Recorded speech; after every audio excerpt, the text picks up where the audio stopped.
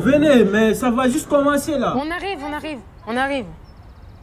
J'aime pas le théâtre. Moi non plus, j'aime pas ça. En plus, j'y crois jamais. Hein. Moi aussi, c'est ça, j'y crois Mais pas. on est obligé. Bah ouais, on est obligé. Hein. Et puis t'as l'autre, là, le gitan là-bas, il fait genre, non mais tu vas voir, c'est du théâtre d'aujourd'hui, c'est pas Molière et compagnie.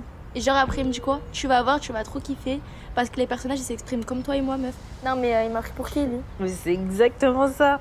Nous sommes très heureux d'accueillir aujourd'hui l'auteur du bout du trou du monde, qui nous fait trop l'honneur de venir dans notre classe pour nous raconter son histoire trop passionnante, écrite exprès pour nous. Alors on va l'écouter nous la raconter. Mais nous, on en a rien à foutre. Mais attendez, on va vous faire passer des messages hyper importants. Du genre, on va tous se prendre dans les bras et s'aimer pour l'éternité. Parce qu'elle est pas belle la vie. Parce que oui, il y a la guerre, la mondialisation, le règne des finances et de la big data, les injustices sociales et salariales, les menaces islamistes. D'ailleurs, attention à ne pas mettre tous les musulmans dans le même sac. Mais à part ça, elle est belle la vie. Mais si tu tries correctement avec ta poubelle et que tu bois de l'eau dans une gourde et que tu serres ton voisin dans tes bras, tout ira bien. Dans le respect des gestes Bien barrières. sûr, c'est évident.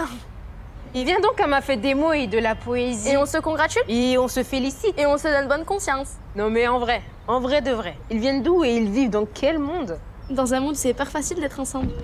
Qu'est-ce que vous foutez? Vous venez ou pas? Ouais, c'est bon, on arrive. On est là.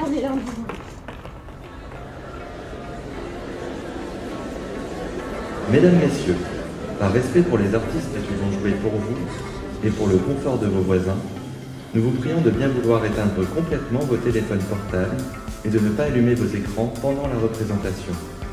Nous vous souhaitons un bon spectacle.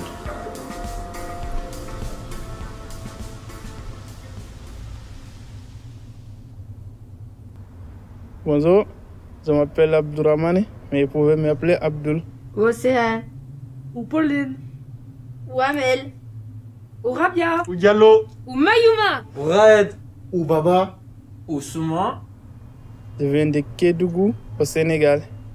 Et de Tarentaise. Ou de Saint-Etienne. Et de Sétif. Et d'Istanbul. Et du Jamaïque. Et de Kinshasa. Et Tunisie. Et de Guinée-Conakry. Amérique, Californie.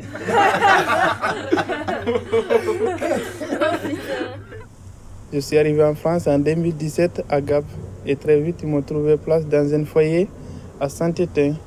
Alors j'ai parti pour Saint-Étienne. Quand je suis arrivé à la gare Saint-Étienne-Sacré-Cœur, il faisait très froid.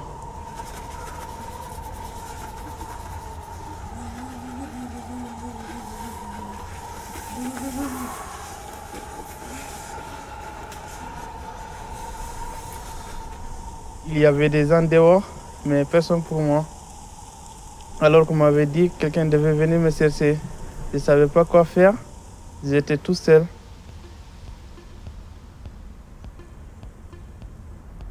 J'ai décidé d'appeler au foyer pour que quelqu'un vienne me chercher.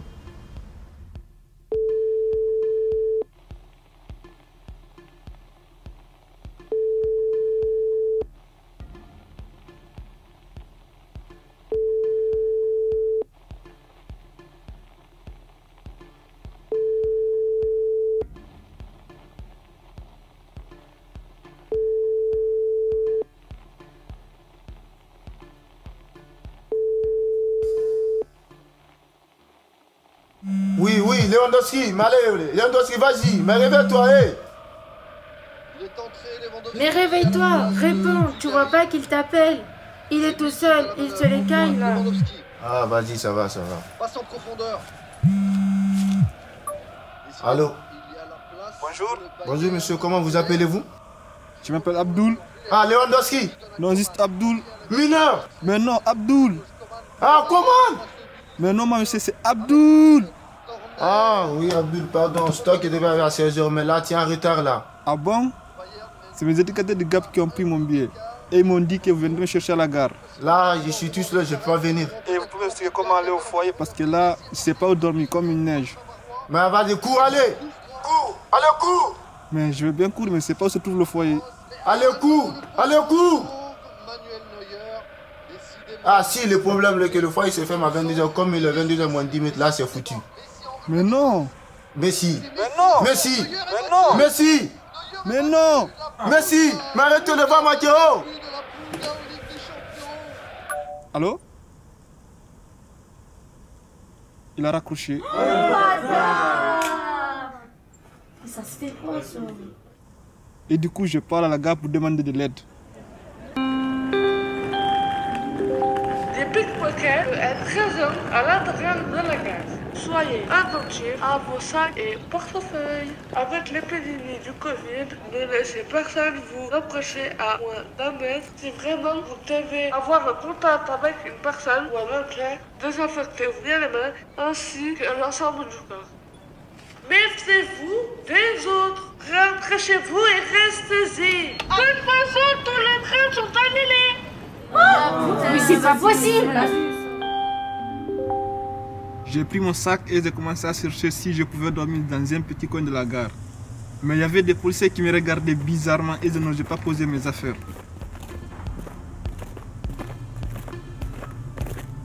Oh, qu'est-ce que tu fais là, toi? T'es pas français, toi. Qu'est-ce que tu fais là? On t'a demandé. Je viens d'arriver à Saint-Étienne, mes éducateurs devaient me chercher, mais... Je comprends rien quand il parle. T'es quoi, toi? T'es algérien, marocain, tunisien, congolais, ivoirien, africain, t'es quoi? Et ça change quoi? Pourquoi t'es venu en France pour nous emmerder en fait? Hein, t'étais pas bien chez toi? Me regarde pas comme ça, pourquoi tu me regardes comme ça? Mais c'est quoi ça? Quoi là? Ils ont fait quoi là-bas? C'est n'importe quoi, c'est pareil. Regarde pas mal là. Je comprends pas bien. Bon allez, tes papiers là. T'as des papiers? T'as de carte d'identité? Ça existe les cartes d'identité chez toi? J'ai juste mon récépissé parce que je suis mineur. Ah, bien sûr, vous êtes tous des mineurs en fait. T'es en retard, hein. À Saint-Étienne, c'est fini les mineurs. Allez, tes papiers. T'as pas de papier alors? J'ai juste une carte vitale. Tu as une carte vitale en plus? Tu te fais pas chier, hein. Faut pas rester longtemps ici. Et la France, c'est pas pour toi. Bon allez, tes papiers là. Les mains en l'air là. Les mains en l'air, mais les mains en l'air. Mais c'est quoi là ça? Mais ça c'est quoi ça? Mais ça c'est quoi? C'est la merde hein? Hein? T'as rien sur toi? Écarte-moi les jambes là. T'as rien sur les chaussures là? Hein? T'as rien sur les chaussures? Sur le sac là, t'as rien? Il n'a rien sur lui? Non, il a rien. Allez, on l'embarque. Allez, voilà. Viens là, on passe au poste ensemble.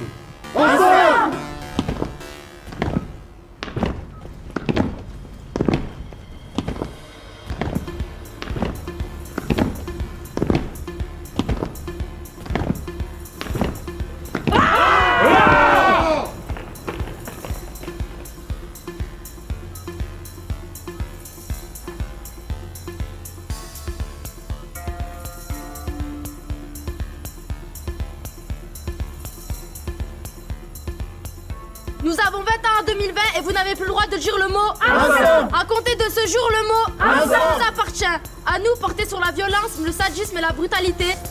À nous, violeurs et sanguinaires, puceux analphabètes. À nous, petits branleurs vautrés dans les talus. À nous, jetez des cailloux sur les trains qui passent. Faites un bon voyage. Vous, vos discours vides et votre république comme un collier de nuit. Le mot nous appartient. Nous l'avons volé et nous le rendons quand vous le mettrez. J'étais vous et j'étais moi. J'étais banale et quotidienne, mais vous me vouliez étrange et spectaculaire. Pourtant, j'étais vous et j'étais moi. J'étais d'ici, mais vous me vouliez là-bas.